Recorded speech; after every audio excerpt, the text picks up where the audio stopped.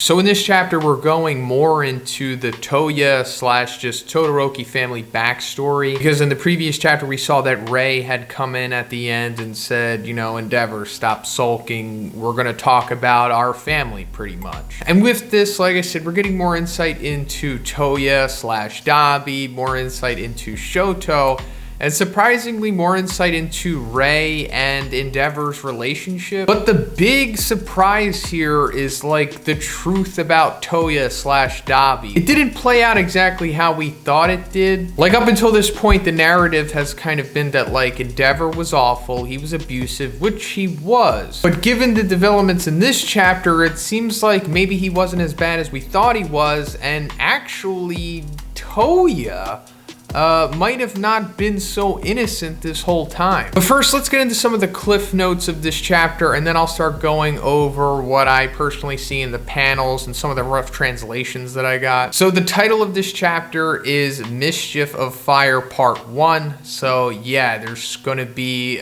multiple parts to this flashback / storytelling. I mean, it's evident at the end of this chapter as well, which we'll get into. Opens with a flashback of Enji getting engaged with Rei. Back to present, Rei visits Enji because she felt their family isn't okay. So yeah, this is like what I was talking about, picking up where the end of the previous chapter left off. So let's touch on this little flashback with Rei and Endeavor. They're like on a date or something, I guess. And we're seeing the moment where like all the flower stuff came to be. You know, like this recurring thing with this flower that Endeavor, you know, dropped off to Rei when she was in the hospital. And she like found comfort in that. And she actually brings the flower with her at the end of the previous chapter. But like I said, we see them on some date or something, and they're walking by these flowers while they're out, and young Endeavor is like, hey, you like flowers? And she says, yeah, they're so pretty, so strong, yet it seemed like she would melt and fade away if I touched her. I guess that's Endeavor narrating this. And going further into this date flashback or whatever they're doing here, I guess Endeavor's still the narrator, and he says, she still agreed to marry me even after knowing that this is a quirk marriage for the sake of her family. Stop the video. It's time to get serious. This video is sponsored by Extra Wallet. Guys, how many times do I have to tell you that I love this thing?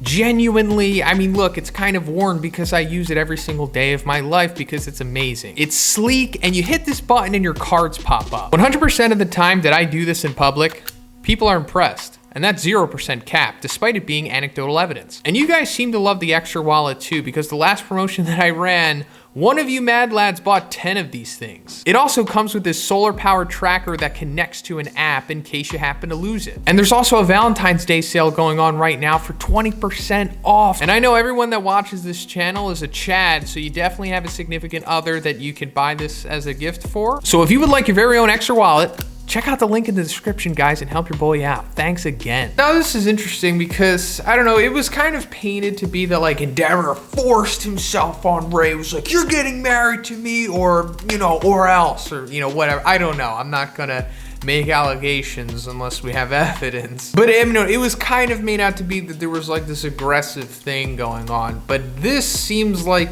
it wasn't. It was kind of, like, consensual for the most part. But Red and Blonde 420 gives us more insight into this sequence, saying that for those who thinks Rei marries Enji for the money, there's a panel explaining she came from a noble and prestigious family called Himura, so I don't think Enji bought her with money. So that's interesting as well. We didn't know this. We didn't know that Rei came from a noble and prestigious family, and we didn't know Rei's original last name, which is Himura. So doing it for her family, what does that mean? I don't know. I mean, I guess they're noble and prestigious, so they wanted to be with another noble and prestigious family such as Endeavor, even though, I mean, I don't know if his family is prestigious, but him just being, I guess maybe even the #2 hero at this time, possibly. I don't think we have an exact timetable on how long he's been #2. I mean, he's probably top 10 at least, right? But anyway, next scene is of Dabi. His right hand is badly burned and he can't even feel anything. He says,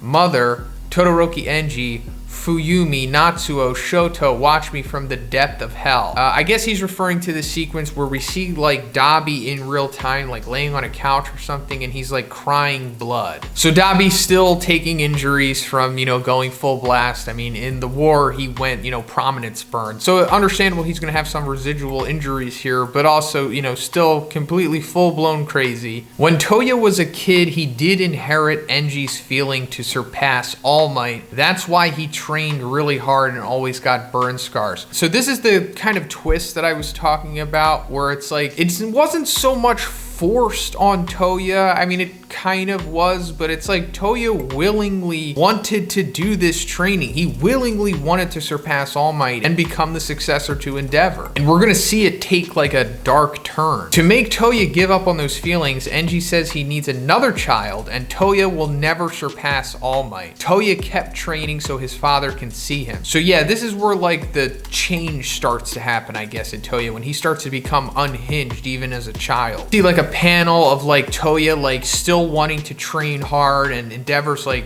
pretty much forcing him to stop. He's like, I told you many times, this is for your own good. Then there's like another sequence where it shows that Endeavor is like talking to Ray, and he's like breaking down about Toya being obsessed with this training and trying to surpass All Might and become stronger. He's like, no matter what I said, he came back with a new burn scar on his skin every single day. His stupidity is similar to my own. This is the only way to make him give up. I guess him saying that he'll never surpass All Might. So yeah, this is painting the picture that Toya was already starting to go crazy at this point, partly because Endeavor, he's not innocent at all. There is a lot of blame to be putting on Endeavor here for sure, but I think this chapter is showing that, a lot of this is also on Toya. Like, he might have been inherently always kind of unhinged. It's not like just one day something happened and he became Dabi. It seems like this was a gradual process that led to that. And also what we're seeing in this chapter is like after Shoto is born, Toya becomes even crazier because of that. Because now that Endeavor has said that like, hey, you know what? You're not going to be able to surpass All Might. You're killing yourself with this training. And clearly he doesn't want Toya to die. But now that Shoto is born, Shoto being the one who will surpass All Might, at least in Endeavor's eyes, and now he's focusing all of his attention on Shoto, Toya is really going crazy and like becoming really jealous too. But anyway, we're coming to the end of the chapter here, and we see Ray like holding baby Shoto, and Toya like witnesses this, and I guess he becomes fully snapped.